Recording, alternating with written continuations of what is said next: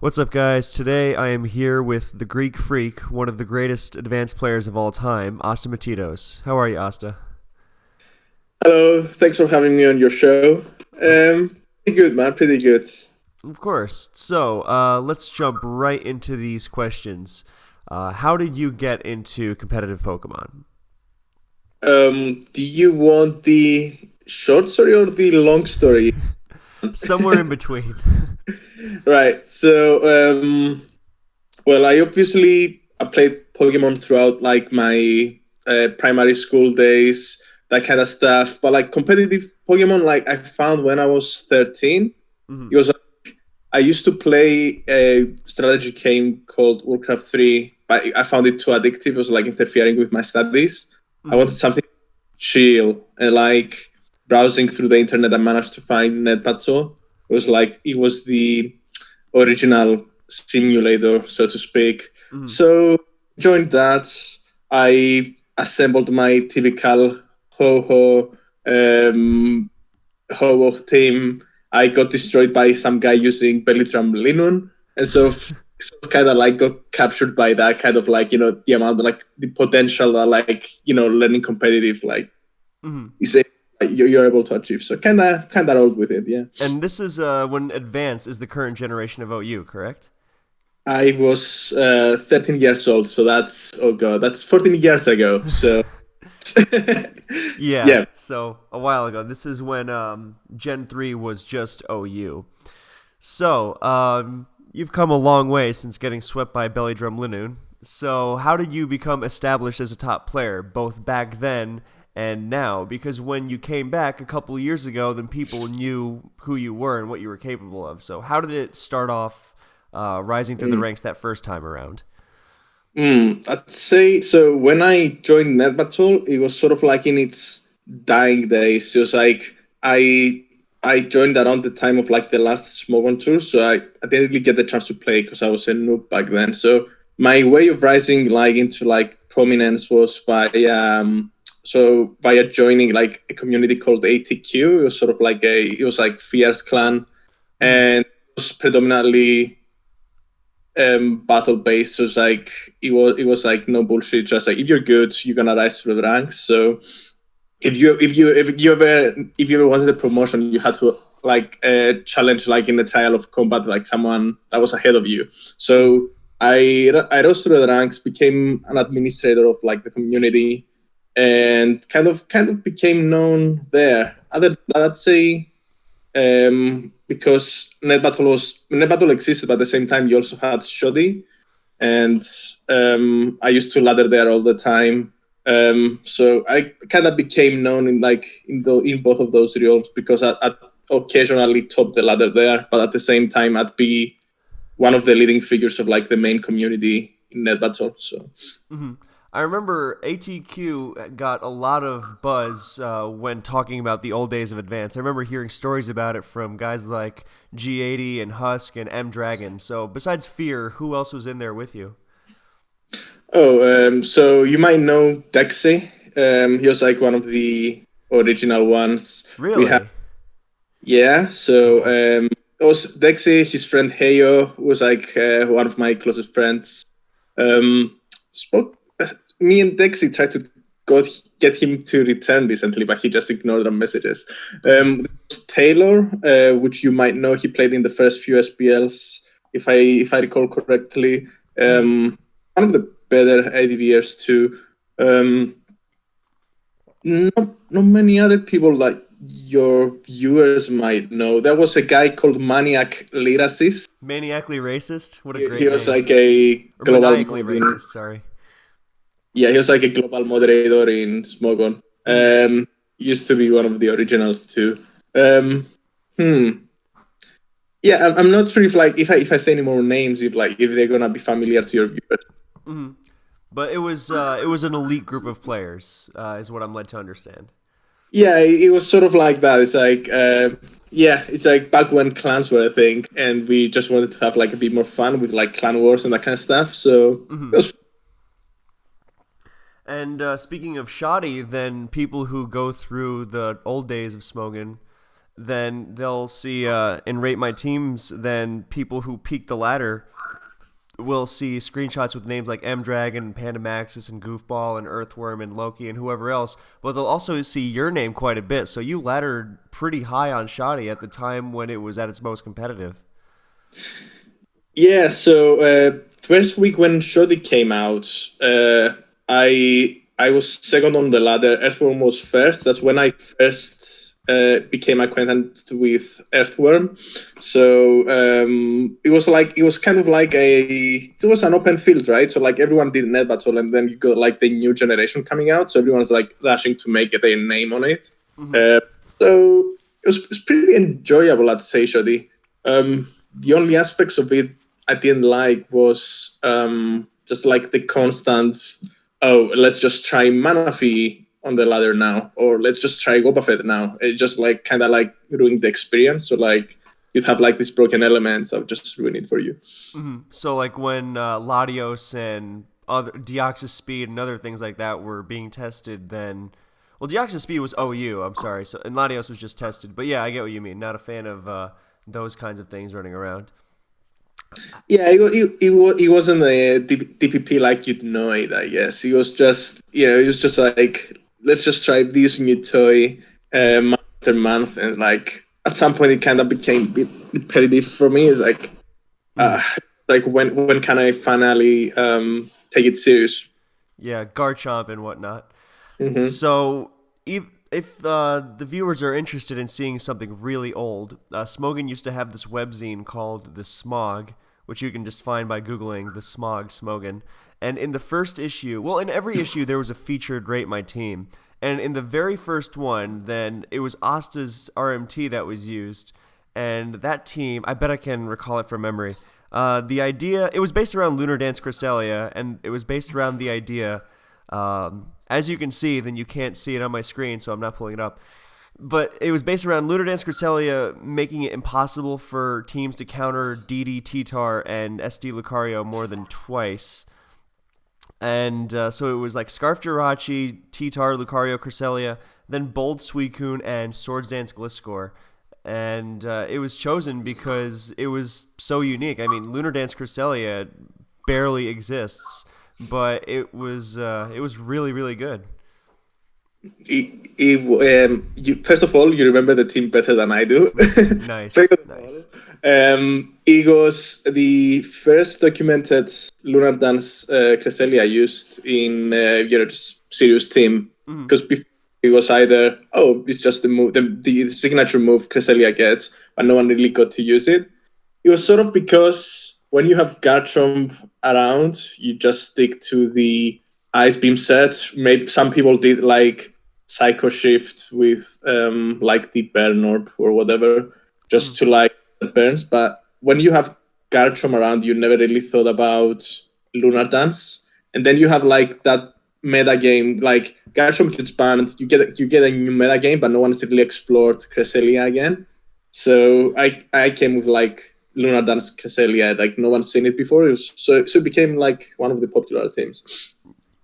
Yeah, and there was that, and the aforementioned laddering experience. However, you are mostly known for your advance, knowing it inside and out, with possibly a claim as the best ever. I'm not sure.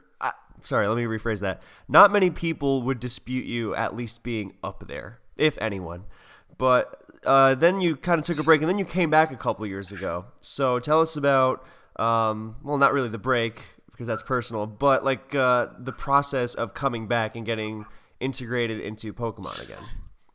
All right, so I stopped playing around 2009. I think it was slightly before the Salamence and Latias ban. Honestly, if I stayed on, I probably just never quit, but just didn't enjoy PvP anymore.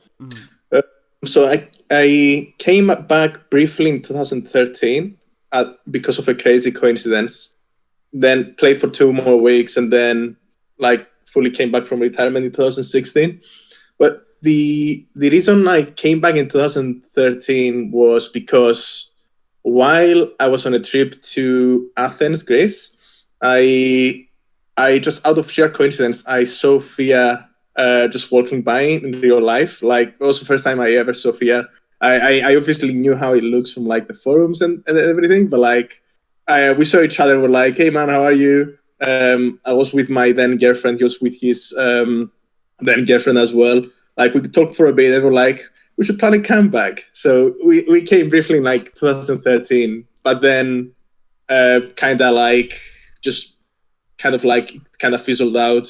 Hmm. And 2016, I got a Facebook message from like one of the Team Greece members asking me to like play for them for like a tiebreak, whatever. So I was like, yeah, okay, sure, I can play.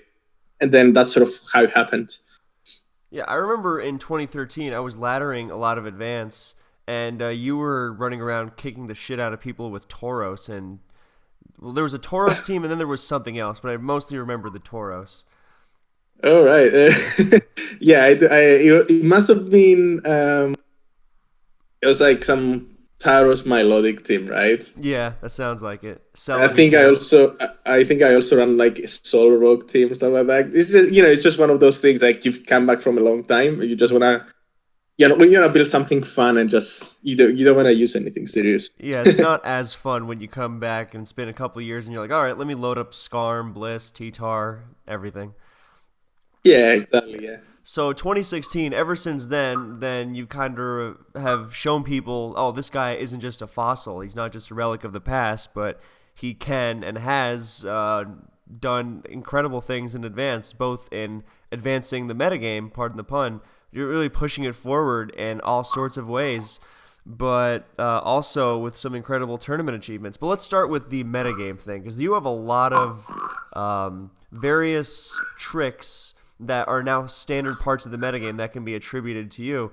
One of them is even named after you. It's called Astarachi, and can you tell us about that one? Well, it's one of those pokes that like over the time as you play the game, you kind of wanna try and figure out something that works, but like obviously like you want a special wall something. Okay, you got Blissey, right? You got back in the days you had the Regice, you had the special defensive Celebi, right? But then you wanna like try and push the boundaries a bit more, see what other things might work, and Jirachi kind of offers that. Like it's not an ideal special wall because you have to cover Gengar in some way, and Jirachi doesn't offer that, but that just stems from my pursuit of like trying to find something that's gonna fill that slot, but at the same time allow you to make teams that you otherwise wouldn't be able to. So like with your Blissey, like you kind of like restricted to follow a certain path just Mm-hmm. because she's kind of like she's slow and she needs certain things covered. But like when you try this something else, that's gonna obviously have its own restrictions, but at least it's gonna let you go down a path that might make for it, a team that has better edges in other aspects. Mm. And for Jirachi, some of those are, first of all, not being affected by sand, which is huge. And it's faster, more offensive, and it's also not as scared of physical attackers. I mean, it can stay in without too much fear against things like Metagross and Snorlax and even Tyranitar in some scenarios. Yeah, and you kind of like ease your team from like the pressure of having to deal with rock spam, right? So Yeah. Aerodactyl and Choice Band Tyranitar, because like those guys were like a huge thing from my understanding in like the 2015 or so meta game of ADV. It was mostly Aerodactyl teams just running around, but you want to have like all of a sudden you get something that's like it's a special wall, but it doesn't really mind those guys. So you kind of like ease the pressure of like the team having to deal with those guys anymore. Yeah, it's an incredible tool because suddenly not being threatened by special attackers and a huge amount of physical attackers as well just really suffocates the opposing team. Like Blissey is already pretty suffocating, but with Protect and not being affected by sand and switching into choice banded attacks because it resists so many of them is just crazy. So it really opens up because, like you said, 2015 was all about Arrow. People were like, "Oh man, Rock Slide is broken," and other dumb stuff like that. And Jirachi does the incredible job of stopping things like Mixed Ments and offensive Zapdos while also staving off the rocks. And the Protect metagame that Jirachi helped create mostly with other Protect stuff like Swampert, and then that makes Aerodactyl kind of a liability sometimes, and so it all leads back to that. For any interested viewers, I'm going to be doing a hashtag shameless plug, an ADV panel, and I hope Asta and UD and one other guy, McMegan, right, will return for it. So more ADV metagaming then. Anyway, back to it. So Jirachi is the main thing because that's just really a part of the metagame. That had and still has its own defining style of team. So what other kind of innovations do you consider yourself to have contributed to the metagame? Well, there's the special defensive celebi. It was sort of it kind of existed in net battle. Like I've seen Imperfect Luck use it, but then it kind of died down. Like because like the old school kind of like players just like were vanished over time, and you go like the new age ADVers that like proceeded them like that came. You know they didn't like grow in ADV. They kind of adopted ADV after DPP came out. Mm-hmm. So you had like a gap of knowledge. So I kind of brought back the special defensive celebi. I came up with like the Swampert that the Endeavor Swampert that uses roar, so that kind of bypasses like its weakness to special walls. Which just spam recover in its face. Mm-hmm. Yeah, Endeavor Swampert with Roar is... Oh, sorry, you cut out. But Endeavor Swampert with Roar is devastating because you think you can just outstall it with a soft boiling Blissey, or even worse, the Recover Spammer because they have 32 PP. So they can just outstall it without worrying about prediction. So you think your Celebi and Milotic are safe, and then it roars you out, and now you're suddenly in trouble. Mm-hmm. Genius.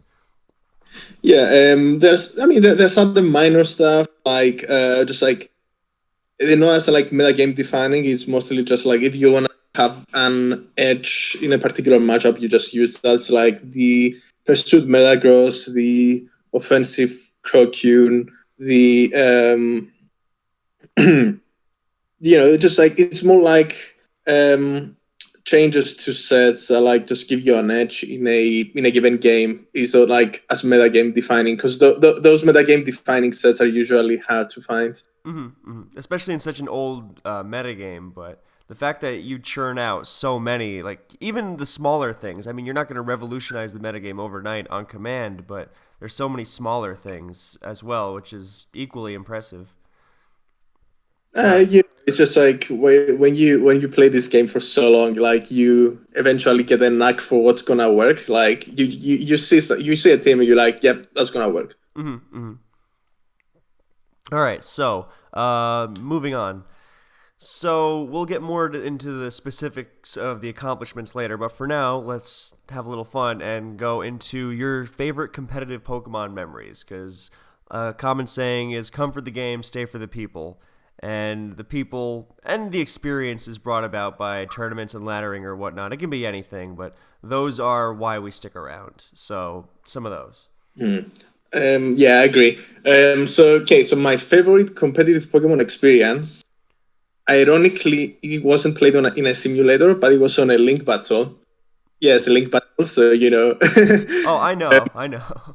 It was when I was 11 years old, like last year of primary school, and Pokemon was quite a big thing in our school. So like there was like two kind of like big names. It was like me and this other guy. He used to play on a silver cartridge. I used to play on Crystal, and like everyone was like hyped to see us like play against each other. Just like a friend of mine, but it was one of those things. It's like like the pride of who's gonna be the best one, and it's probably the first documented counter team in history. That's hilarious. He spammed this team where it was like he had like two cloned Mewtwo's, Snorlax, Suicune, Tyranitar, and that's in Gen 2, right? So that was like a ridiculous team to play against. Jesus. So I know he just like he doesn't change that. It's like and my main concern was like, how do I beat those two Mewtwo's, right? It's like that's an insane. Like he had like toxic recover Mewtwo to beat Tyranitar, so it's like I can't even use Tyranitar now to beat this. So I came up with this idea, which I'd use Electrode, right? An Electrode lead against Mewtwo, and use mirror codes. So what happened in battle is I lead Mewtwo, he leads Mewtwo, I lead Electrode. He uses Psychic on the first one. I mirror code it, and then because I outspeed, he did obviously there are no mirror code mechanics that the Pokemon using it always goes second. I killed his first Mewtwo, thought he'd be able to recover, and then just exploded on the second one and got a crit. That just all of a sudden just won me the game because then I just breezed through it. So that was my favorite, just like primary school experience. I could talk about like many of the simulator ones, like winning the tiebreak against Undisputed, winning advanced cap or Badass Tour, but honestly, that game's the cable one. Just like I think that wins it for me. That was one of the greatest stories I've ever heard in my life. Oh my god! So like two 11-year-old kids like playing GSC on cartridge and counter teaming each other. Or well, okay, there's the one kid. He's that guy, he knows the cloning glitch, so he's got a million Mewtwo's and toxic recover on top of that. My god, that's the thing, man. And I have crystals, so I can't even like clone my Lugias or whatever. So, so it's like I can't even like play on the same footing. So I had to like find a way to beat the Mewtwo's. Electrode killing two Mewtwo's. God, you know what? Everyone else should just quit. They're never gonna top that. I don't think like I ever played another game of Pokemon after that. One of my dreams is to play Advance OU on Pokemon Coliseum. I know it's, insanely hard, but one day it'll happen. Except it's weird to do it on Coliseum and XD because you can see the HP numbers on the screen and the moves everyone has, so it's not perfect, but what the hell. Anyway, let's move on. What skills do you value in Pokemon? And we're going to keep it more specific to Advance, just to keep it a little more focused. So, skills in Pokemon are generally, I would assume you value team building, being varied in your teams, being smart in your plays, careful but aggressive, that sort of thing. So, let's change it up a little. What kind of skills do you think are crucial for success in Advance? Right, so let's just talk about like in battle, because like you've covered, obviously I enjoy looking at people like, that build their own teams, that bring something in new flavor every time. But in terms of like in the game, I do things. I like, I like guys who just like by 10-5, they know what they're facing. So they're playing with foresight. So it's like, that experience of like, okay, he's going to have this and that in the back.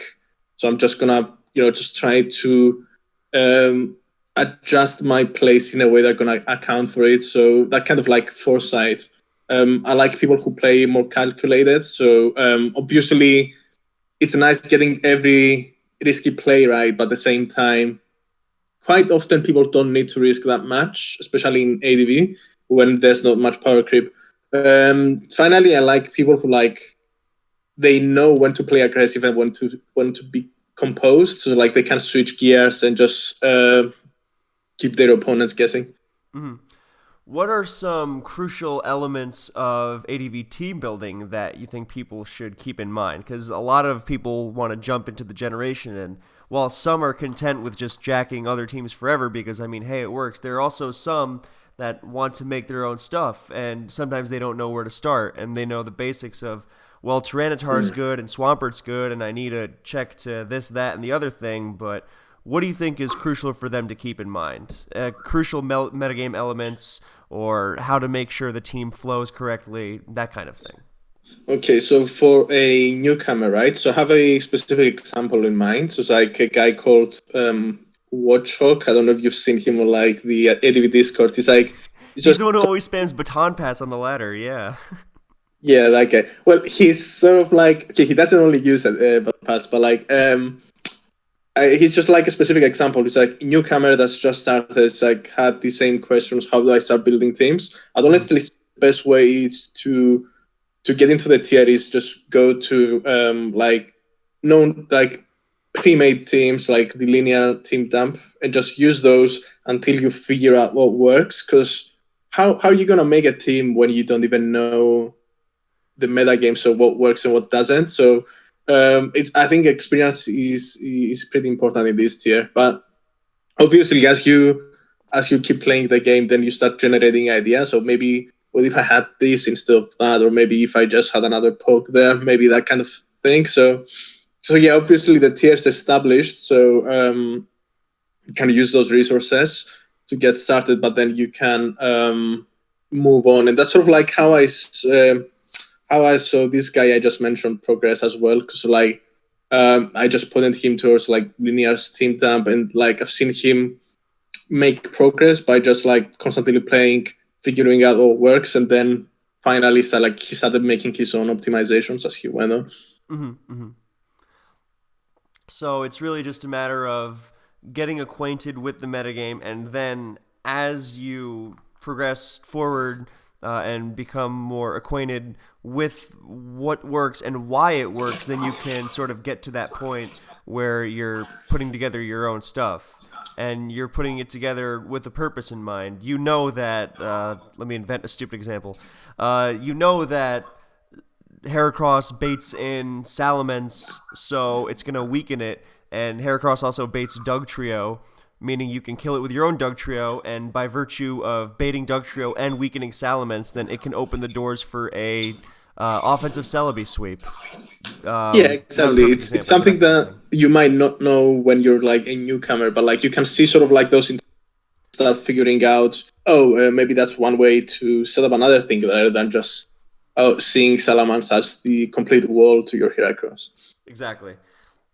And we see a lot of these examples in your games, actually. I would encourage anyone watching this video to look up games 1 and 3, especially 3, of the recent Asta versus Lycomedes series for Kalos Cup. If you just go to the replay viewer and search Astamatitos, then it should be there.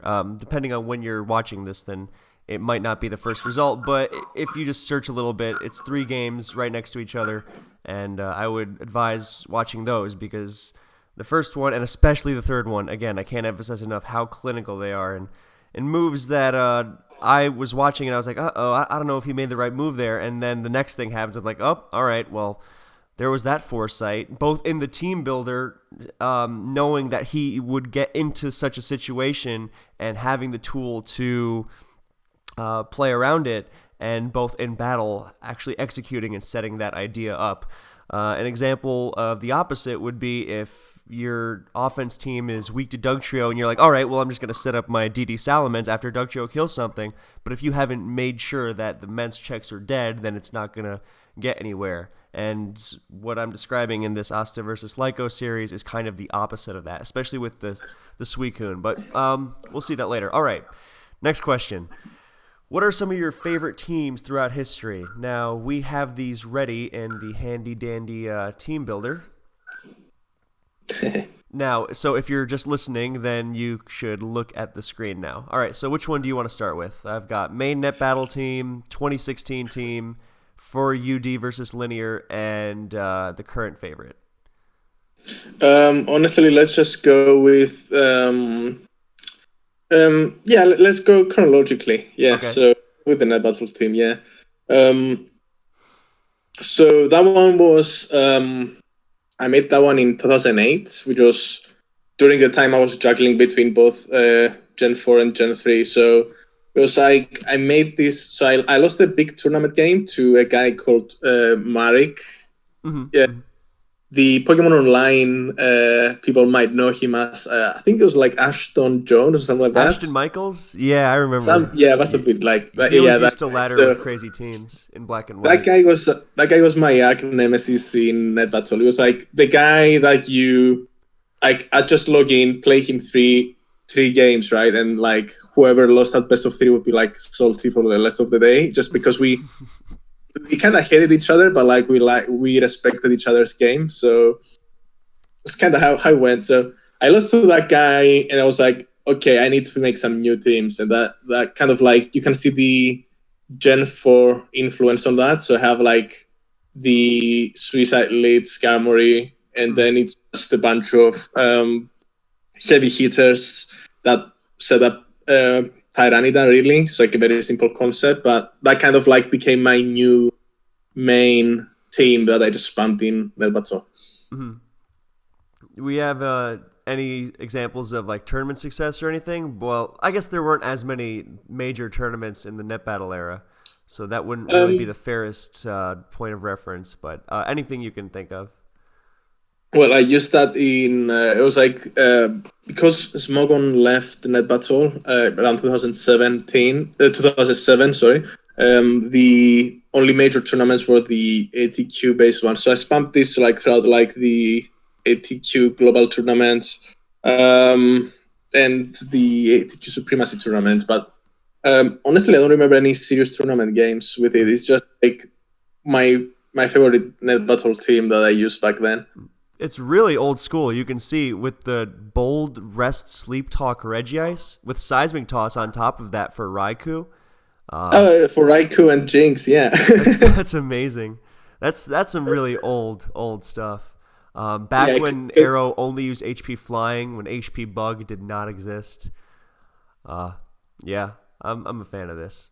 All right, moving on. Should we go to 2016 next? Yeah, sure. Yeah. All right, so this is around the time you come back into Advance, and I remember we played a bunch on the ladder, although I gotta say I don't think I ever faced this team. I faced more, if any viewer would like to dig some more, then if you go into the Past Gens forum, God, I don't remember exactly where it is, but Asta has an RMT with Agility passing Zapdos to Dugtrio, Claydol, Endeavor Swampert, CB Tar, and it was infuriating. It was really strong. Yeah. But that's the team I remember playing, but I don't remember this one. However, you do have a lot of ladder replays from back then, really high-ranked stuff, because, of course, you took over the ladder immediately and still do regularly. Ladder Wars is something we'll get into later, but this is something I'm not that familiar with. All right, so when I came back, I had 3 teams, right? So I made the Zapdos, Skarmory, Tyranitar, Gengar, Superman team, and then I made the Claydol team, which we played a bit on the ladder before I used it versus T-Sank, and then the Weezing team, which is sort of my main team throughout the years. This one sort of like relies around the concept of just like spamming taunts, like playing a very controlled game, and just trying to weaken them down until Suicune can get in a kind of good position. So it's given me quite success. I've used it about 3 times in the original POWC before I played World Cup. I used it recently versus Windsong last year in World Cup as well. It's sort of like the team I rely on if I'm like pushed into a corner. I just use this one. It's got a few weaknesses, sort of like it's like it doesn't have any sand. So if you just face a guy that just like outsmarts you with Magneton as like the fat guys in the back, then you might be in a bit of a I might have a problem. But other than that, it's like one of my more reliable teams. I like how Blissey has wished to keep Suicune healthy in the face of spikes or any random hit it might have to take from like something like a Mixments. Yeah, because like you're able to prevent spikes for the first few turns, but then as the game goes, inevitably he's gonna be able to like lay spikes on you every time you roll something with Blissey. So you want to have like that insurance of like, okay, I got like sustainability on my main guy that's able to win the game. So yeah, and you got Flygon in the back as well that uses spikes and kind of like patches up like some weaknesses against the Super Archis and Super Celebes. Yeah, and you also have 4 spikes immune, so you kind of have a Superman situation of your own, and Blissey's got Wish, and Suicune is going to get worn down more than anything, but that's what Wish on Blissey's for, and it's an offensive force, so it's well-rounded. Yeah, you can see kind of like the mindset, like coming back to this game, in my head, it's like, oh, what works is like the Superman teams, right? So I'm just building teams around like the Superman concept, but like obviously that was my mentality from Net Battle. Yeah. Yeah, I think you also. I might be wrong here, but did you use this team a couple times in ADV Cup? I did, yeah. So it's not in my replays because I tend to just hide every game I can. Mm-hmm. Because I might be paranoid about scouting. So I use this. I mean, I think I've shown you most of the replays, but yeah, I kind of used it on 5 times in my advanced cup games. Yeah, I think most good advanced players are a little paranoid about their teams being known, but since these days people like to play based off the information on their opponent rather than playing the game straight, which can lead to. I mean, sometimes you get an advantage out of it, but oftentimes it's just almost objectively silly to make certain kind of moves, like knowing the lead Tyranitar on turn 0 is special, so you just stay in with Zapdos and things like that. So, yeah, I can't blame anyone for hiding their games. As much as some people say it's a spectator sport, it kind of comes at the cost of the player sometimes, but that's a separate topic. Maybe we'll keep that one for the advanced panel. Now, next up, 4UD versus Linear. I believe that is the next chronological team. All right, yeah. So that was in this experience. So I was helping UD out with some teams. So UD had this team which was very similar to that one, but like different spreads, and he also had like Flygon over Swampert. So knowing he had to play Linear, I kind of like took that team because I knew UD would be familiar with it, but then I kind of teched it in a way that be able to like handle offenses. So the main innovations on that one is you got like a plus speed nature Tyranitar. So all of a sudden your Tyranitar handles the offensive Swampert trend. It handles like all the offensive guys fall just below the 240 kind of speed. So you're just like able to just use your coverage moves and your speed to just win against offense. Then I was like, okay, that team's like becoming a bit Magneton weak. So I'm like, okay, let's just do Timid Whizzing as well. So all of a sudden you have a Whizzing that's just like just about above Magneton's speed. So that just handles those kind of offenses too. It went pretty well in game. Honestly, it kind of worked the way I expected it to work. So and I've used this like in a lot of tournament games since. Yeah, it's a really, really strong team. It's the kind of mixed offense that flows really well, and when you're using defense and you're facing it, it's like, oh man, this guy just has me up against the wall, on the back foot, on the defensive, right from the very beginning. It's not a great feeling, and it's really impressive. I mean, the plus speed choices really go a really long way, since outrunning Endeavor Swampert is just enormous with a Tyranitar like this, and it's one of the few real threats to a team, especially since sometimes that Zapdos has run HP Ice in the past, if I recall.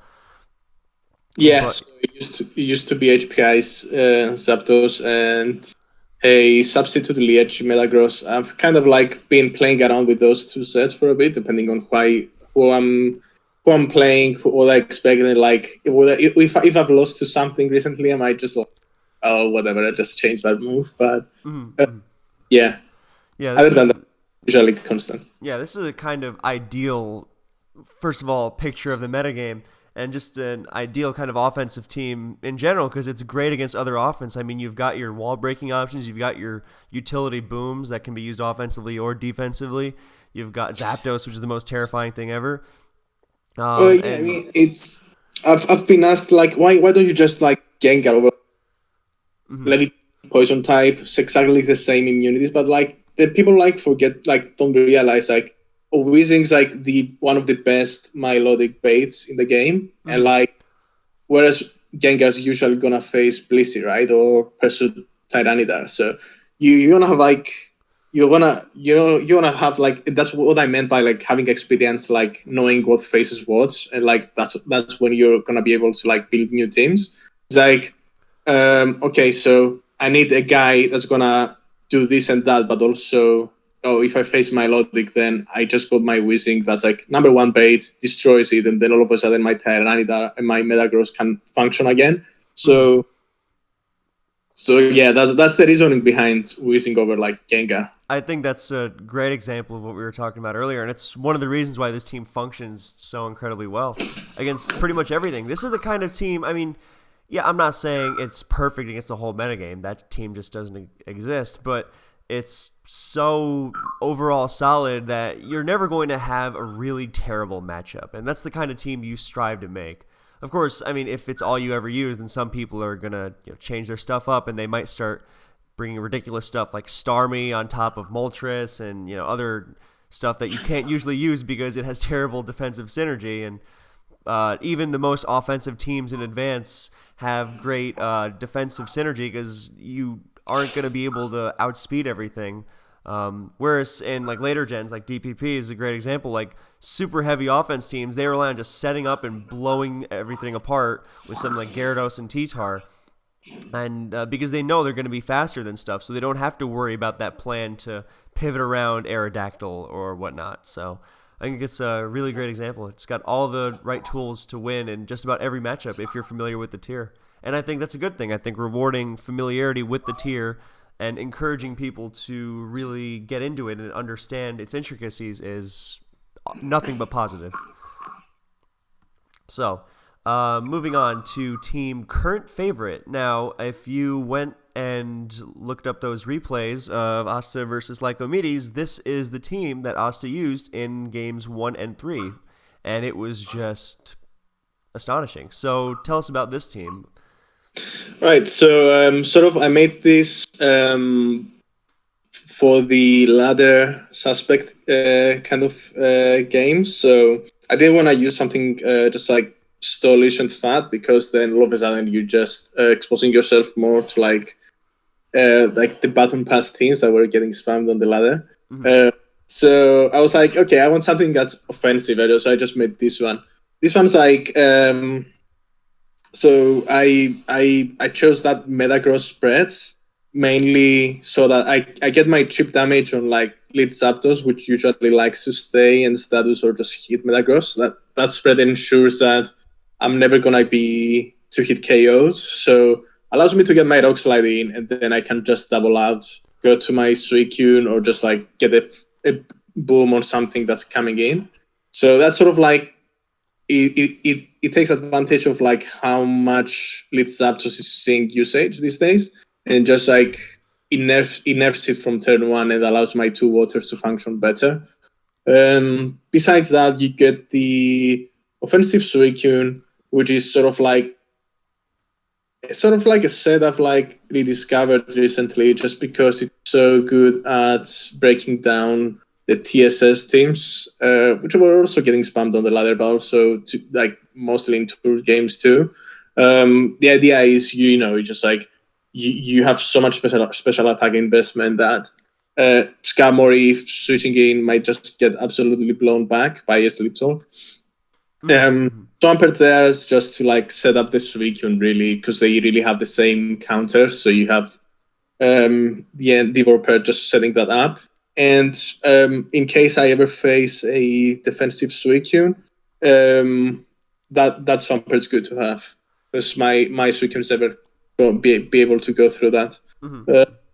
Finally, you got something sort of like, you got your Magneton, and then you have like sort of like one of those sort of like, I wouldn't say it's an innovation, it's more of like out of necessity sets. It's a sort of like, I can't be allowing Metagross or Tyranitar coming in for free. So I have, it's your typical Calm mindset, but instead of recovery, I have Giga Drain, and that's because I want to minimize the number of times Tyranitar is able to come in and like impose its offense on my 2 frail waters. So Giga Drain with max special attack just minimizes that, and Leech Seed with Substitute Magneton kind of like imposes a big threat on Metagross. So like if it decides to stay in and threaten the Celebi, he runs the risk of just becoming permalocked by Magneton. Finally, you got like the Salamence. Salamence there just to deal with the big threats, so like CM Pass, Celebi, that kind of stuff. You want to have like that Salamence just constantly just scaring it out. So it's sort of like it's more of a defensive role that Salamence is doing on that team. Mm-hmm. I really like this team because the synergy on both offense and defense is just impeccable. I mean, look at all these little combos. You've got the Celebi Magneton thing, which is one of my favorite things in recent memory. I mean, just when you think that you've seen it all in Pokemon, then you see something like this. You see Celebi Leech Seed, Metagross, and then go to Magneton to substall it into range, which is a guaranteed kill. It's just astounding. So, and then the double Water Assault, which in combination with Metagross and Salamence means you're never getting swept by a physical attacker. And Metagross and Mence with Magneton is just timeless, but you've got Suicune, where most of these teams get rocked by Moltres.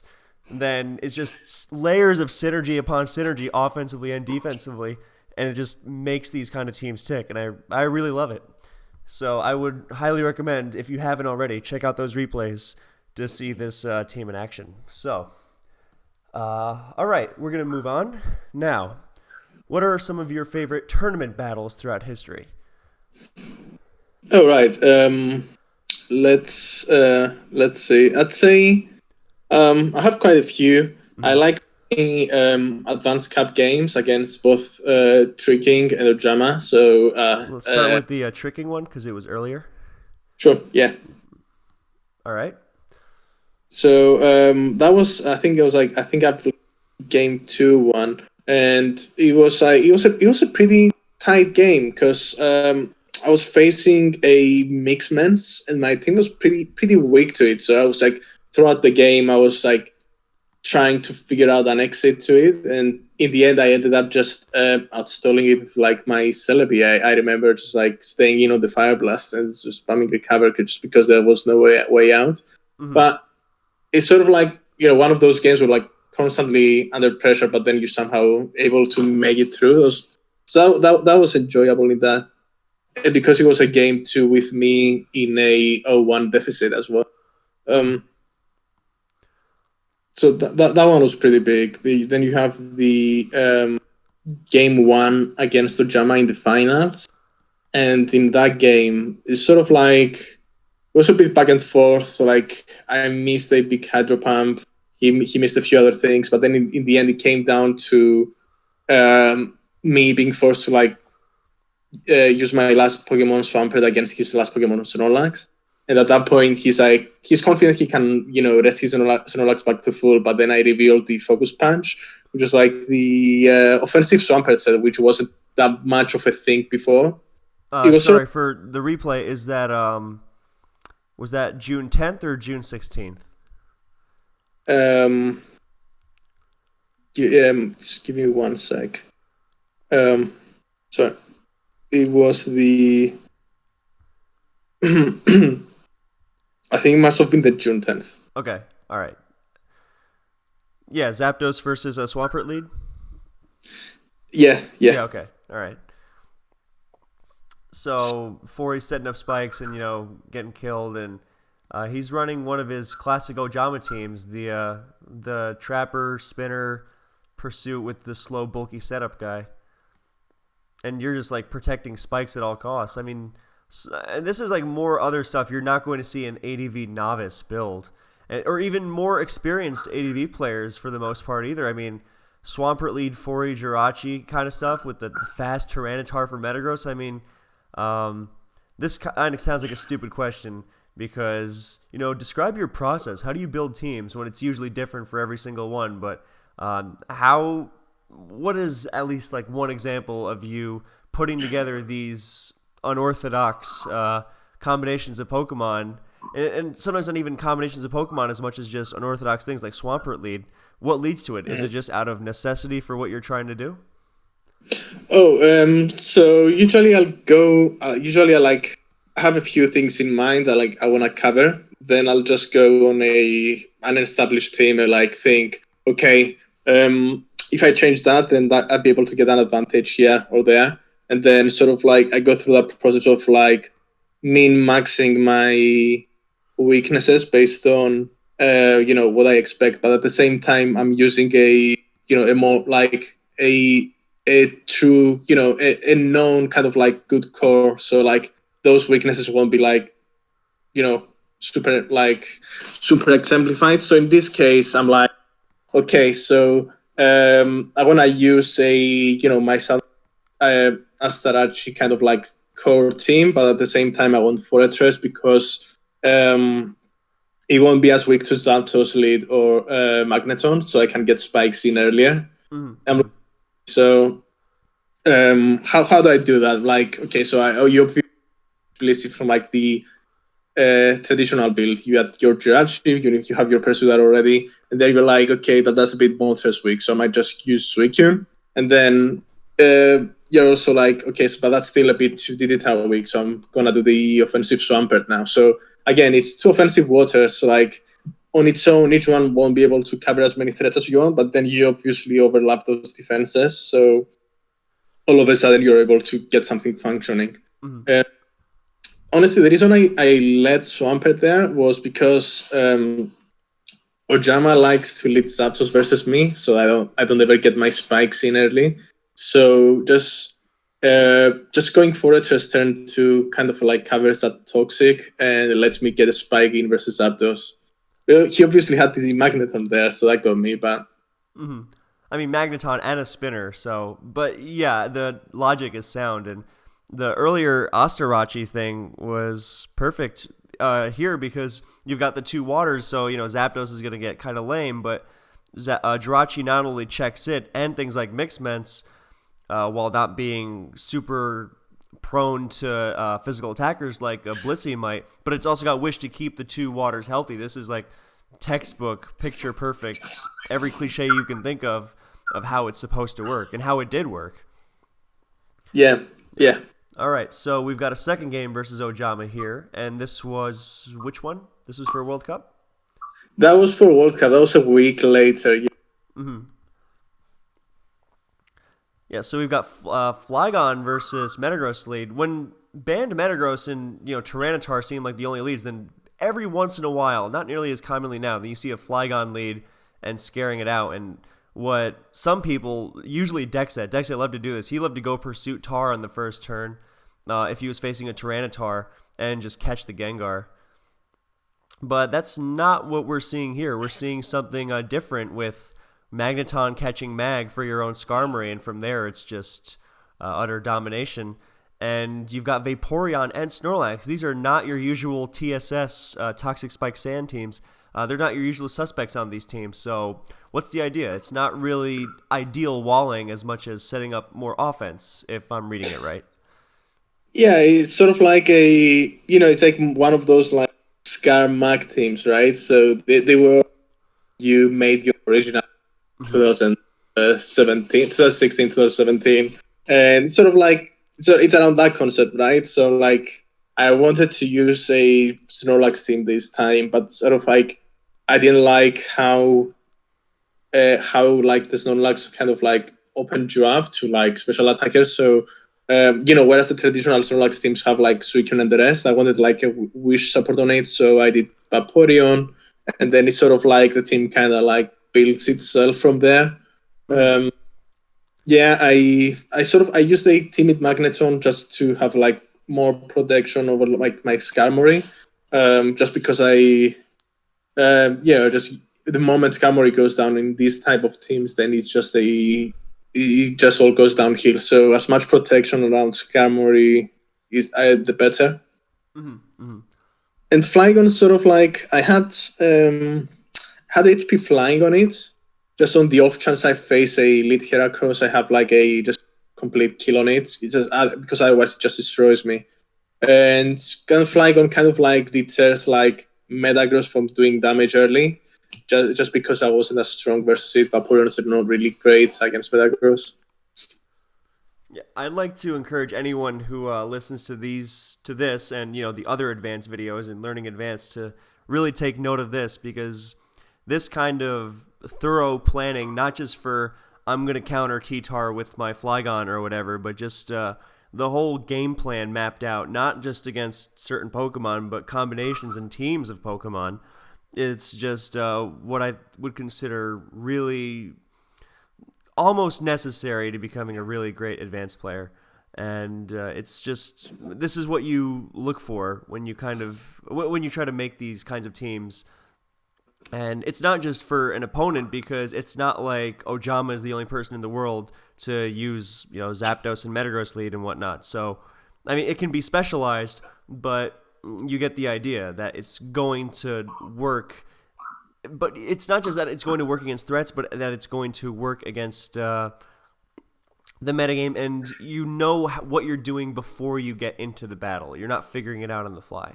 So that was a bit jumbled, but I hope you get the idea of the whole Flygon Vaporeon synergy and that kind of thing. So moving on, we have another game. This one is a couple of years earlier, Tsung. This was the one where you came back in 2016 for Team Greece. Oh yeah, that game was amazing. Sort of, I was a bit paranoid using that team against Tsung because I used it against you a few days earlier on the ladder, just randomly bumping into you. So I decided nonetheless, like that's the team I wanted to use, and kind of went with it. Tsung at the time was more or less the biggest name on Smogon, right? So, and I was more or less a newcomer, right? So like no one really kind of knew me within like the cycles like of Smogon, like outside the old veterans. So it was a nice game to win, right? Because like that just proves that like I'm not just some quote unquote crusty just came back, but I was actually like playing at like the highest level. Yeah, this is the team I mentioned earlier with the Roar, Endeavor, Swampert. It's got stuff. I was like, Claydol, Dugtrio, and Swampert? What is this guy on? But it worked every time, and I was like, why do I keep losing to this, this triple ground nonsense? But no, is it nonsense if it wins? That's a different debate. So yeah, this is some typical, well, not so typical. Jolteon Celebi is very rare, but it's spikes. And you've got the Claydol, which against Jolteon teams is amazing. But this was before Refresh Claydol, so Skarmory actually threatened it really hard without Drill Peck, with just one set. I mean, sometimes it threw in Taunt, but anyway, I'm getting a little sidetracked. So take us through this one.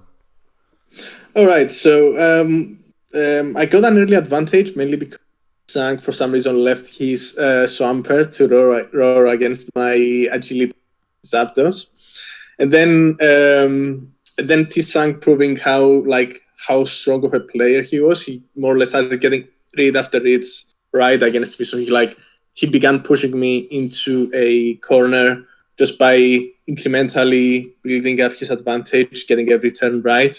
Honestly, I think he probably played slightly better than me, but that game was won on knowing the mechanics. So Tsung at some point left his Celebi at around like 50%, and he just like completely oblivious to the fact that I can just sacrifice my Tyranitar for spikes damage. And that just let me just get my Dactrio in to his Celebi, and then it just won me the game. So I won that game on like more of like experience and knowledge on the tier rather than just like outplaying. Mm-hmm. Yeah, this is an example of, I mean, like every single team you seem to use, and I realize sometimes in these videos I sound like a major kiss ass, so you'll have to forgive me. I promise that's not my aim. But yeah, like every single team, it's not your. I mean, sure, there's nothing wrong with using, the big five and then your favorite filler, but like even when you do that, then the big five with Mixments as the last and Sing Blissey, that's not very common at all, and it's the kind of, well, I can smash good Pokemon together, but when you've got the synergy, like let's say Sing Blissey getting slow Sings, and what benefits better from a slept Pokemon, a free turn, than Mixments, which just causes havoc, and that kind of thing. And Mixments becomes so much harder to deal with spikes down, meaning Milotic struggles to counter it, and things like that. And I mean, but the teams we've been seeing so far have been a little more out there. I mean, no one else is using Vaporeon, Magneton, Snorlax, Skarmory, kind of stuff. Vaporeon in and of itself. So I guess the point I'm trying to make is that really knowing the tier and knowing why you're doing things other than this Pokemon is good is I think it's experience. You have to really not just play a lot, but also understand why what's successful is successful and look for new ways to do that yourself. All right, so we're going to fast forward through the end of this game because even on fast, this is long. But let me just get to the Celebi turn. Yeah, there it is. And that was the game from there. All right, so now the last game is one of the greatest advanced games ever. This is one for the history books. The one against Undisputed. So can you take us through this one, the backdrop, and then the game itself? Right. So I played Undisputed twice before in the same tournament. I lost times, and he was like on an insanely, just like win streaks, like 9-1 or something like that. And he was looking like the most dominant player at the time, and sort of. I don't know if you remember. Like I played him, then I lost, and then like a day later, I flew to Prague with my wife for holidays, and I met you, right? That's correct. I really want to use Celebi against this guy, just because it seems like he just completely doesn't account for it. So it's like, yeah, just Celebi. For some reason, I kept saying Celebi. I remember we were throwing around like Celebi Heracross stuff. This is kind of a departure from that, but yeah. We were at the time that both of us had to play in a tiebreak, right? I'd also like to interrupt for a quick second to say that Asta has the greatest poker face ever. Because so what was happening was my teammate Jirachi was playing UD, and I was we were throwing around teams to possibly use. And I mentioned that this old Asta team that Asta used to use and UD had used a couple times. It was Mence, Celebi, Metagross, Suicune, Wishblissey, and Magaton. Great team. Really, really solid. And this motherfucker just looks at me with the most, stone cold face I've ever seen in my life. And, I didn't register. Oh, wow, maybe UD will use it tonight. And then, I watched the battle. A couple hours later, I'm like, oh my god, he's using this team. So that's amazing. Quit Pokemon, play poker. But that's so it works. Yeah. Anyway, so back to this game with Celebi and very close mirror match. But you've got Doug Trio to potentially break it open, but he's also got Starmie to mess with your spikes. So it's a Skarmory battle with the different pieces on both sides potentially altering how the game's going to go. Yeah, so sort of like, so I'm with it. Slight cutout. Say that again? So it's like, I want Celebi. It didn't really come, it wasn't that great initially, at least what it seemed, but Undisputed dropped Ice Beam on his Starmie and like his Gengar as well, like the Ice move, and all of a sudden my Celebi and Zapdos respectively became very effective against him, even though that didn't seem to be the case. So while initially he had the advantage of like a few roars from his Swampert, just constantly bringing my Dactyl or Tyranitar in, I was able to like just slowly claw my way back. That's when like Refresh Swampert was like kind of shown before, but like that was like, the game where it showed its effectiveness against those type of teams where just dying. Yeah, so before that, then Swampert was what we call, what some people would refer to as O-code by Toxic. But now it's just kind of like, well, if Toxic's the only way you're going to beat Swampert, then you're not going to beat Swampert. So, and I mean, here exactly. We see it incredibly resilient in the face of all these spikes, max layers and everything. It's just staying in on everything and dishing out damage. Also, I apologize for the screen being skewed. I forgot I had to adjust it from the team builder. I will leave the links to the replays in the description for anyone who had it ruined by that. Whoops. Anyway,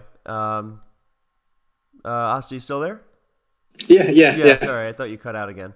Yeah, this was a long game. This is a great one because in those Spikes Wars, where he has the option to remove yours, nonetheless, then some people will be like, "Oh my God, he looks this one looks kind of over," but just managing your time in the sense that you are on a timer with these spikes. This is not going to go forever, and he has the option to go longer than you do. So you've really got to make the most out of everything. But another example of these Pokemon forcing longevity, even if the hazard situation isn't the best. A lot of people tend to get caught up in hazards and kind of decide the game based on who's doing better there. But Swampert refreshing up to full HP after taking damage and spikes, and Celebi forcing damage that way with Toxic and Surf, and Celebi doing the exact same thing with Calm Mind and Leech Seed, and staying healthy and bringing the other guys down, especially since Trantar got nailed with the Toxic. So this game is just incredible. But yeah, I'm going to fast forward through it a little so we're not just watching the whole thing. I will leave these replays in the description, though. All right, so yeah, any other notes on this game? Not really. I think it's just it's six spikes or spikes kind of games, like minor tweaks from each, and we just played to the advantages and disadvantages of those optimizations that each one of us made. Mm-hmm. Yeah, I think that's an accurate way to put it. I mean, what you're seeing here is just the top tier of the top tier. It doesn't get much better than this. So we're going to scroll through because this is a 100-plus turn game. And, yeah, this team of yours has gotten the daylight stolen out of it ever since. I know Golden Sun used it almost religiously when he came back after one of his breaks. And it's really, really good. So, yeah, Swampert with the clutch thaw. And T-Tar's going down anyway. And Zapdos, so good. Celebi, so good. So, yeah. Sometimes it's easy to say, oh, why wouldn't you use anything other than, the big five and then a random filler? But, man, Zapdos, Celebi, Doug with the right support against the physical guys. Amazing. There was a take by Jabba yesterday at Lose Tournament Discord, and he was like, Advanced is this like weird tier where it has like these 10, 15 ridiculously broken Pokemon just playing against each other, and like everything else is just way below that league. Mm-hmm. I kind of resonate with that because Celebi, say, it can do so many things and it's just ridiculously good, but it's only checked by these other guys that are also ridiculously good. But like you put any one of those guys in like a slightly lower tier, like the advanced ban list, right? Like the borderlines, not even the underused, and they're just miles ahead of everyone. Yeah, like Snorlax in UU would be the most broken thing since Mewtwo in any gen. It would be absurd. Yeah. Are you a fan of Advanced UU? I know a lot of people who claim it's the most balanced, perfect tier in Pokemon. I kind of wish I was better at it, or that I knew more about it, because it looks really nice.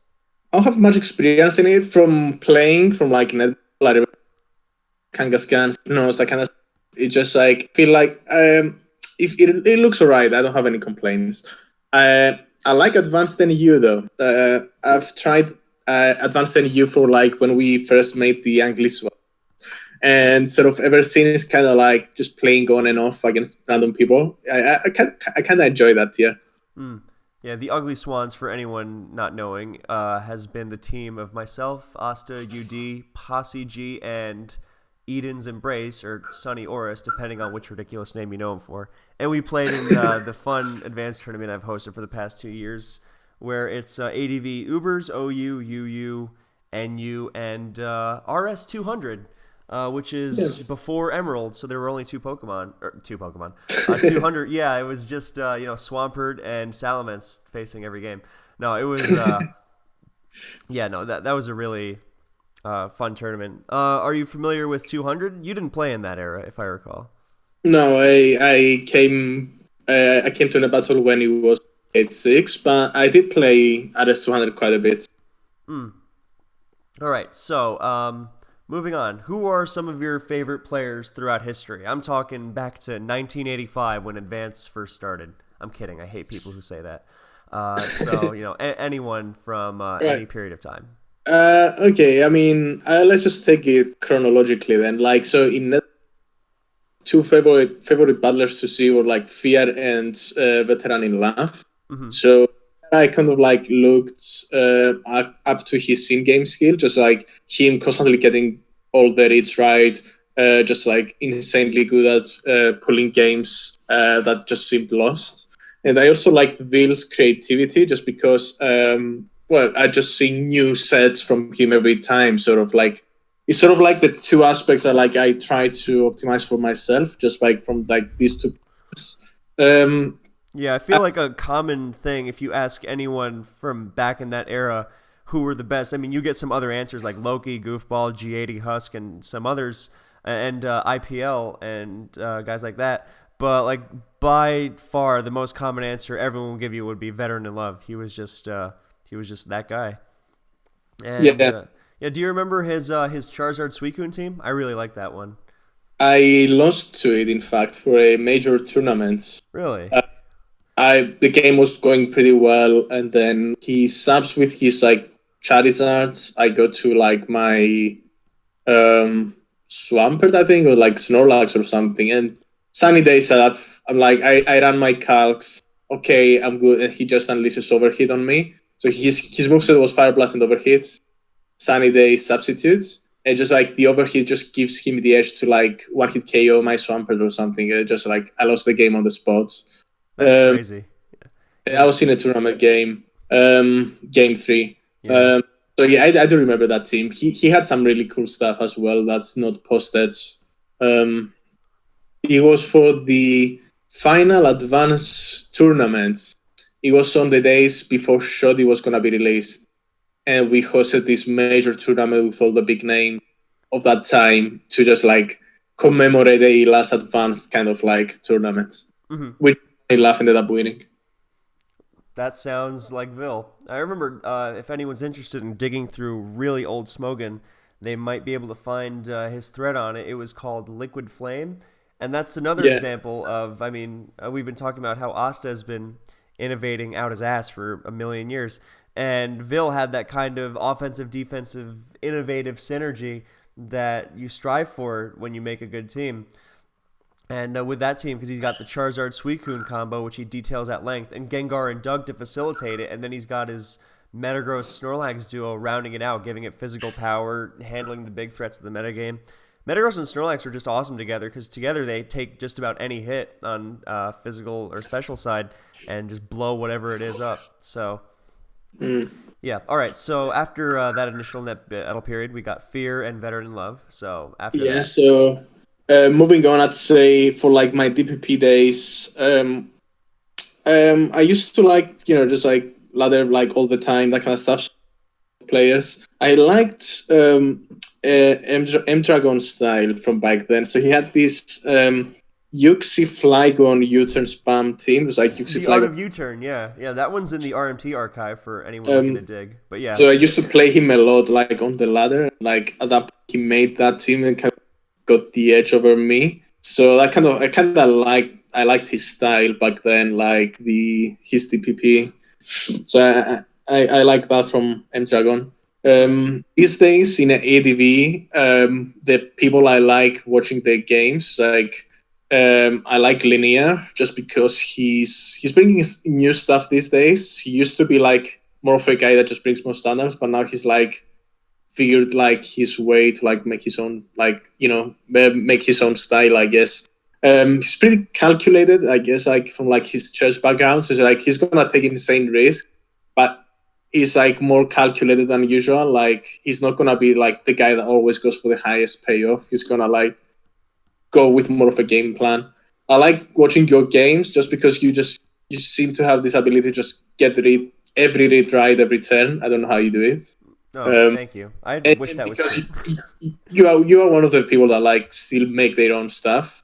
Mm. Um, Even though you've like taken a step back from ADV compared to like 2 years ago, like you more like diversified into like the other old tiers.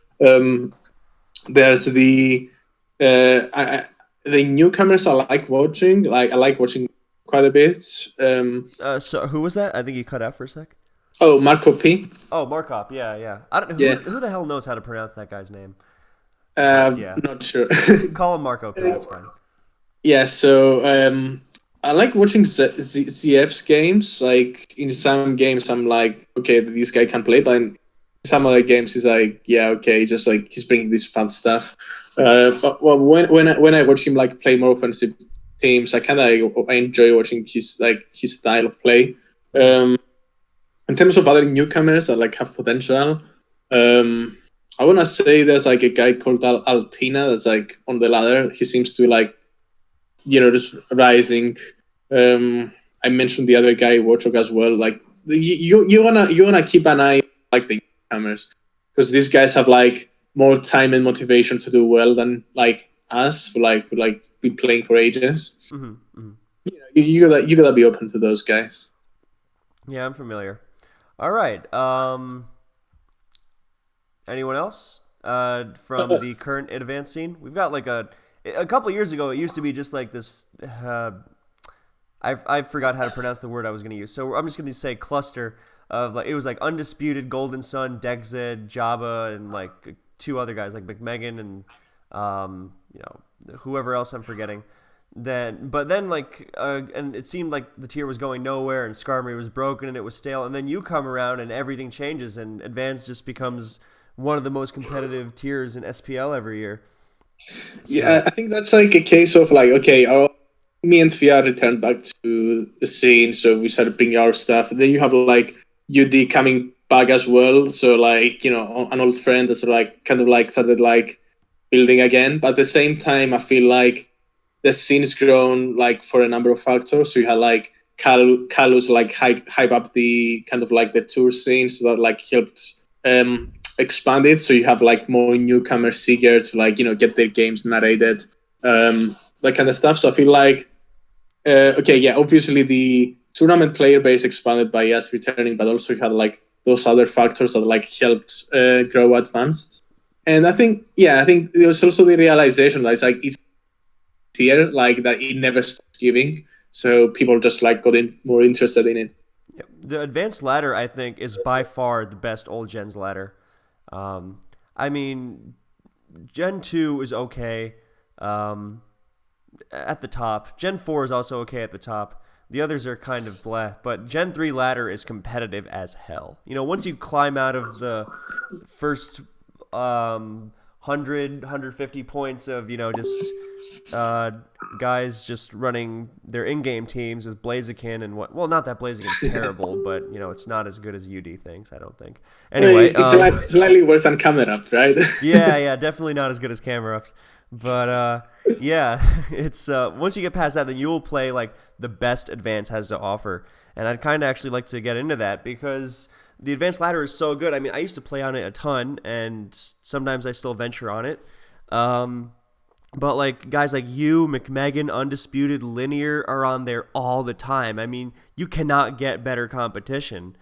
So, I mean, anyone who's looking to play Advanced, I mean, get your hands on those sample teams, and you're going to be learning how the tier works pretty quickly, not just from, playing decent players on the ladder, but by playing the absolute best. So, you mentioned having like ladder wars. Oh, sorry, go ahead. Oh, no, please proceed. Oh, it was just, I was going to say your ladder wars against like Linear with, taking, old gen ladders tend to top at around like, I don't know, 1,600 tops, and you and Linear are just like, and McMegan sometimes are just going to crazy, crazy heights with multiple accounts. I mean, UD too, he's got like 10 accounts in the top 11 all the time. Exaggeration, but you get the idea. So tell us about those ladder wars. All right, so McMegan about like 6 months ago like had this ignited interest in ADV again. I played him on like this mock tour server for like 10 games or so like got his juices flowing again for the tier. Then he sort of like he migrated again, like started playing games on ladder, and he reached the top spot at like 1,600, and then I just about I surpassed him by like 3 points, right? So I claimed the top spot again. And like every day he'd PM me telling me, oh, by the way, I just got the top spot again. And like every day one of us would like try to surpass the other. So both of us got to about the 1650s just by playing one game a day, just about surpassing the other guy. And then you had Linear started laddering again, and then he just surpassed us both like by 50 or 100 points, and we just gave up. It's fun, like, it's fun competition. Yeah, it's as good as you get. I mean, laddering can be the worst thing ever, but it can also be really, really fun. So, all right, let's. Basically, this was a huge plug for the advanced ladder. Thank you. Good night. All right. Of course. All right. Now let's get into the really juicy stuff. What are your thoughts on the current metagame? Well, first let's skim over the elephant in the room. What are your thoughts on Baton Pass? For those who don't know, Baton Pass is now limited to 3 Pokemon per team, and Smeargle cannot use Baton Pass at all. Oh yeah. So honestly, I'm glad it's gone. I had my reservations mainly because I used to adopt this like old gen kind of like purist kind of like mentality, but just throughout the years and the constant like outcry by the advanced community to just like nerf the this element of the game, I think in the end it made sense to have a vote at least because there was so much of a public outcry. Personally, I'm glad it's gone just because it's a case of okay. The Ninjask teams obviously are pretty bad just because from turn one what's going on, but like the true button pass chains with Zapdos are like they're typically defined by the first 3 turns, right? So it's a case of oh, do I switch out of Zapdos and get a mismatch, and then all of a sudden it's revealed it's a button pass team, and then you're like, oh shit, I better act quick. So you had like those games were just like decided by turn three. It's like, so you had that, but it's like even then you might say, okay, competitive still, but then you also had the case of, oh shit, like I have a team that just cannot handle Umbreon, right? If it has speed passed on it, then all of a sudden you had like that element that, in my opinion, was making the metagame a bit, like it was a bit unhealthy for like the metagame. So overall, I'm glad it's gone. All right, so I am too. Fuck Baton Pass, it is the worst. Although, like Calm Mind and SD Pass, that's just good. I really like those teams because as the metagame got more and more anti-spikes, people just, they were like, well, I might not win, but whatever I'm going to do, I'm not going to lose to spikes. And then, Magneton Claydol just gets dumped on by Cloyster, but that's its own thing. Anyway, yeah, so as those teams became more and more popular with the Milotic, Claydol, and then, the other goons, your Snorlax, Suicune, whatever's, then the SD and Calm Mind Pass teams just, they really punish them for being so passive because they give Celebi about a gajillion free turns. So, yeah, but speaking of the metagame, so what are your thoughts on the current advanced metagame? So, like, what's the best? And I mean, we know that Tyranitar and Metagross and such are really good, but like, what is currently really defining the tier in terms of movesets and synergies?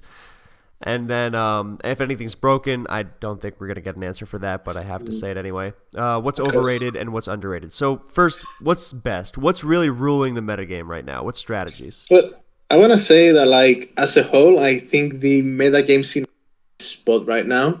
In a I good feel like, spot because you cut out for a sec. oh, I said it's in a very good spot, yeah. Just because Cool. it feels like so long as I load a team that's good, depending on irrespective of whatever style it is, I should win if I'm the better player. And it kind of feels to me right now. So Mm-hmm. we've seen a shift from the straight up toxic spike, sand, protect spam kind of teams to like a more offensive meta game. That's mainly because of the offensive swampert set that Andy's made.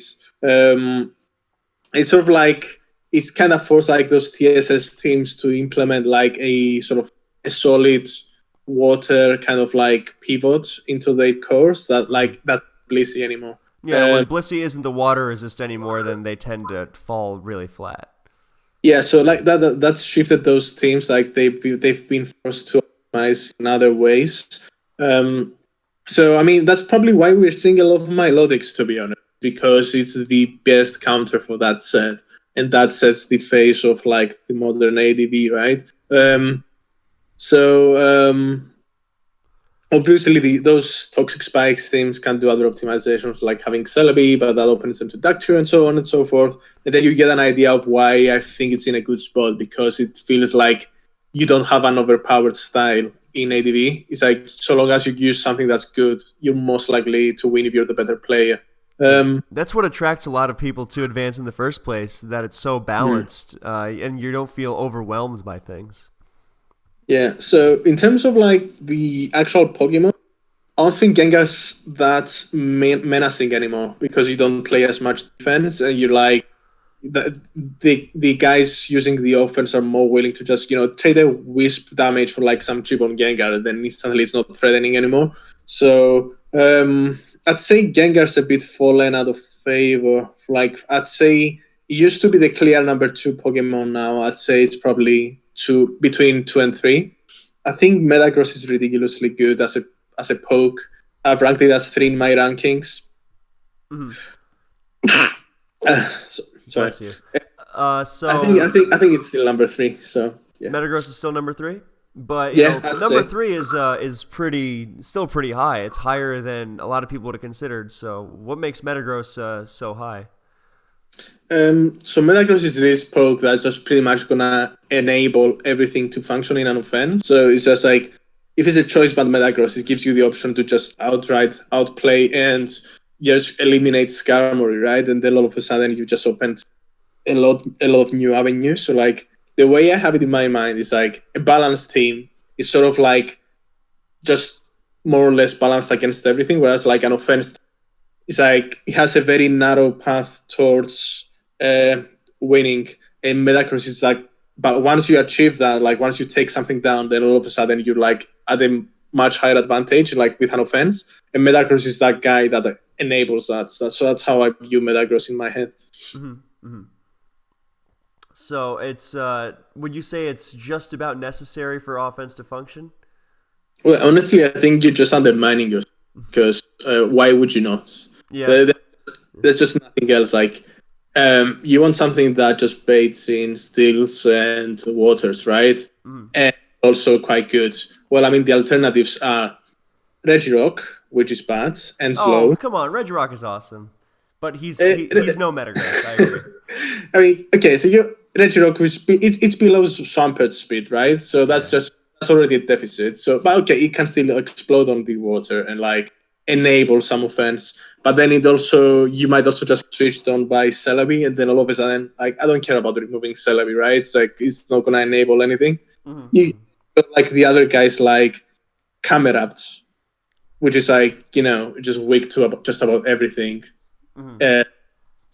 Reg is still, I guess, it's like super similar to Metagross, but then again, just use Metagross anyways. Yeah. So, and then the other guys, Snorlax, have different targets, and they want to see the guys that are gonna enable like a physical offense. So I think Metagross is pretty much the best at what he does. Yeah, I think Metagross is going through maybe not a lot of changes right now, but its versatility is really being explored, because UD, for example, really loves the Thunder Punch HP Grass set, because with Psychic HP Fire, you just kind of got to blow up on Swampert, because you're not breaking through it with Psychic.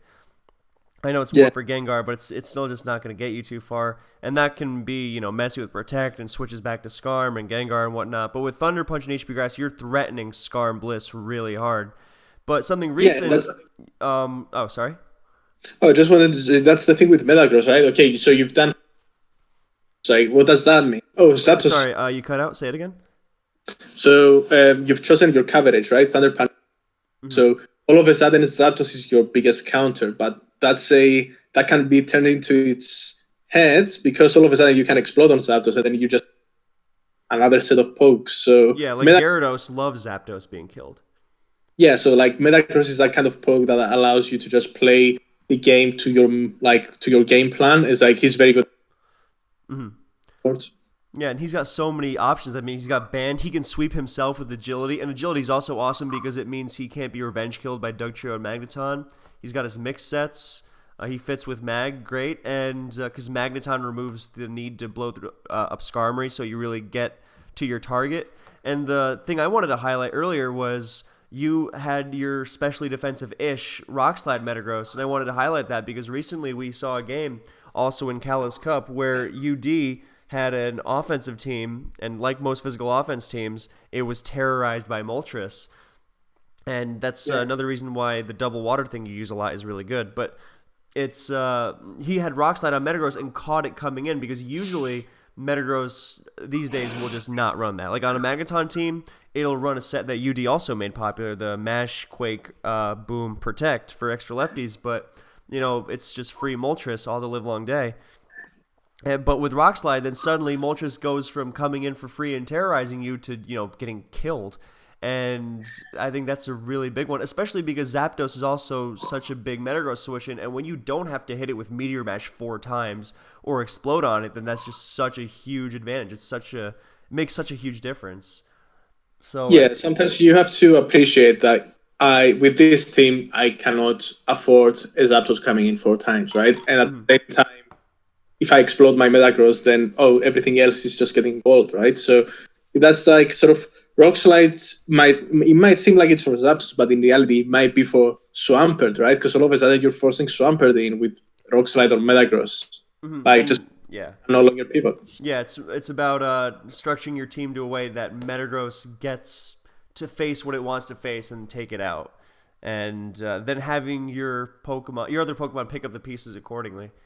And it's got so many tools to do whatever you want it to do in that sense. I know that sounds vague, but I hope these examples were concrete enough. So let's some other good Pokemon. You are notably a fan of Salamence, Suicune, and Celebi. How are they doing right now? So I'd say I think they've fallen out of viability ranking. Sorry, you cut out once more. Okay, so I was saying they've fallen a favor in the viability rankings, but I think they still have a lot to offer, like in this new metagame. Just because, well, first of all of them resist waters, right? And that's like the main big thing in modern day ADV.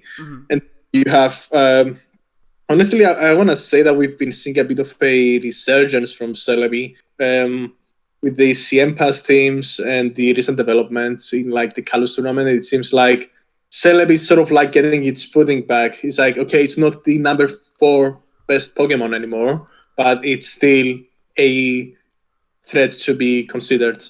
Yeah, like in the old days, then the rankings were like what? T-Tar, Suicune, Celebi as the top 3. And Gengar, now that's just like a relic of the past. But people were like, well, Celebi loses to Skarmory and yada yada yada. But it's really so much more than that. It's so dangerous. And we were seeing that like with your use of it on that offense team earlier with the Magneton thing. It's got so many different options. I know McMegan in particular is a huge proponent of the Swords Dance passers. Because, you think it's just it's a Swords Dance Celebi, or it's a Leech Seed Celebi, whatever. And then suddenly it's threatening to end the game right then and there, so. Celebi has like that. Celebi has that factor. It's like, okay, Zapdos is like the most threatening special attacker, right? Like you 1 versus 1's most pokes. But Celebi is like, it has like that other threat. It's like, what kind of set do you expect from it kind of element? It's like, you have to like figure out its set before you know how to counter it, and like a lot of times, like a lot of inexperienced players might just run into like the CM pass or like the SD pass, and like just by the virtue of not doing one optimal play, they just get blown back. Yeah, and the more passive your team gets, the worse it is versus Celebi. So I think it's a good thing. And something about Suicune that I'd like to highlight. You recently mentioned it resisting water, but also just being able to come into Swampert is so huge because a lot of the offense teams these days, you got your Zapdos and your Snorlax, and then a bunch of guys that don't really like facing waters. And Zapdos and Snorlax deal with waters okay, but they don't really love switching into that Hydro EQ combo from Swampert. I mean, they can do some pivoting, but it's still going to be leaving a mark with Sandup, and it's not ideal. And Suicune giving you that switch is just a really valuable thing to have currently, and in general because Swampert is just good, but it's at a peak right now. Yeah, it's a case of like Swampert in offenses was if I go for a set that beats Blissey, then I just can't, like, I'm gonna have to rest, and then all of a sudden, like, all of the progress that my offense team has made towards their team might just get nullified because they can just recover back, face me, that kind of stuff. Mm-hmm. But at the same time, you had the other one. It's like, okay, what about just like using an offensive Suicune, right? And then it's like, oh, it just like gets stonewalled by Blissey. So at best, all I can do is just double. But like that, like the set I'm liking now, like the Sleep Talk one, is just you just don't care. You just your opponent's just forced to respond to it in a defensive way that is not Blissey. So all of a sudden, it just makes them a lot easier to abuse with offense. I really like that, especially because it adds into the theme of relieving physical pressure on your Swampert and Metagross even more. So you're really well guarded against everything, and I think that's the kind of now when I say current metagame, something we've discussed before is how we don't like when people say, "Oh, I think XYZ Pokemon is good right now," or RN because we use Discord. But it's like, what do you mean T-Tar is good right now? Of course it's good because it's advanced, and T-Tar's been good for over a decade and a half. But you get the idea that currently there are like mini cycles, like let's say there's a lot of Moltres or whatever, and you can kind of like tweak yourself a little to be better prepared for it. But you should also just have it against the better metagame. So, like, let's say you were using Quagsire to handle Suicune or Metagross, depending on whether you used Water Absorb or Damp. But, in the long... And, sure, it might work for a little bit if those guys are really, really trendy. But in the long term, Quagsire is just not a great Pokemon. Whereas Suicune... Okay, sure, it currently feasts on the trend of offensive Swampert while not giving it up against Blissey and Milotic and Skarmory and Roar, T-Tar, and Swampert trying to face it. But it's also just going to be good in general because it's a Suicune. This isn't me saying that there's just OU Pokemon, are always good, but I think you kind of can see the distinction. So yeah, exactly. So something I want to segue into that are what are some underrated Pokemon right now besides this amazing Suicune? Because we've seen a lot of BL Pokemon pop up on the big stage in recent times. With Undisputed going... Yeah, Undisputed's like, all right, I got my Snorlax, Metagross, Zapdos, T-Tar, Filler, Swampert, or some other shit, and then I'm just going to pick a different BL for every game. I mean, we've seen Charizard, Breloom, God knows what else. So, yeah, what's going on with that? Linear really likes Machamp, and it's really good. Machamp is really good. Well, okay, so I mean, I can say like a few borderline pokes like from time to time are gonna be like they seem like they're gonna be good overall. I think Moltres is like the main one that's managed to bridge through that just because okay, it's like Charizard. It has like slightly worse move coverage, but it has like that wisp, and that just like made it a mainstay. I'm honestly not sure what pokes are like slightly better than when they were in the past. Like, I mean, I've seen all kinds of things. I've seen like the offensive Vaporeons, like that we've seen in Kalos tournament. I think it's a nice flair, but like overall, like they won't be like mainstays in ADV. I don't think Breloom's gonna be a mainstay in ADV. Mm-hmm. I think one of those pokes that like they're gonna give you a good advantage in some games, but quite often they're gonna be inconsistent, like because Dactrio, because Salamence, Gengar. Yeah, that's fair. Like they have their niche for sure, but the longer you use them, when you use them over and over and over, sure they're still going to be good because part of the reason you're using them is because they're good against the metagame, but their flaws start to become a little more apparent. Like, yeah, Breloom is cool, but he's also not that fast, and he's kind of frail, or really frail, and he's weak to a lot, so, Anyway, if I was to mention something, I'd just do it for you to look out for. Sorry, you cut out? If just to like say one poke is underrated, I'd just say Armada. Yeah, you cut out again, but I realized you're saying Armaldo, right? Yes. Yeah, Armaldo. Yeah, this is something. The legend, yes. So tell us about Armaldo. Oh right, it's a meme that's been going on in the advanced, like with you. It's been going on in the advanced community Discord. It is awesome. It's where a lot of advanced community stuff happens. Sorry, you cut out again, but Yeah, it's what set are you using on Armaldo? Oh, so it's like it's a knockoff, right? So it's sort of like Hariyama, except it has battle armor and harden, so that just makes it the best Snorlax counter ever. Hmm. And just max it special defense, and all of a sudden you have a Gengar counter too. So your Bliss is not getting overloaded. So we used it for the memes, and it kind of like became an inside joke for everyone in there. But it's actually kind of good. I feel like. I Yeah, mean, it's quite good. Yeah, knockoff is awesome. I mean, Armaldo's got other toys. It sucks that it can't use knockoff and rapid spin on the same set. You gotta pick and choose. But yeah, it's an egg move. Yeah. yeah, but it's still pretty cool. And Armaldo can even do stuff like Swords Dance because it's got nice stabs. I mean, Rock and Bug, that's what Heracross uses. Yes, Armaldo is just as good as Heracross. That is exactly what I said. That sounds about right. Yeah. But yeah, yeah, I thought you were going to mention like Venusaur or something, but Armaldo, looking back, was the correct choice. Yeah. Yeah. Anything you think is overrated in the current metagame? Like, I don't know, maybe you really think, I don't know. I can't think of I anything that's think overrated. I don't know, Jirachi sucks or something. I think the viability rankings were more or less spot on, like in terms of current metagame. Like we've done like an extensive kind of like survey. We've done like first stats. And I think in the end, I think like kind of I think it's kind of good as it is. I wouldn't say anything's too underrated or overrated. I might personally think that Aerodactyls should be a bit higher, but like that's mainly my approach to how I go about team building.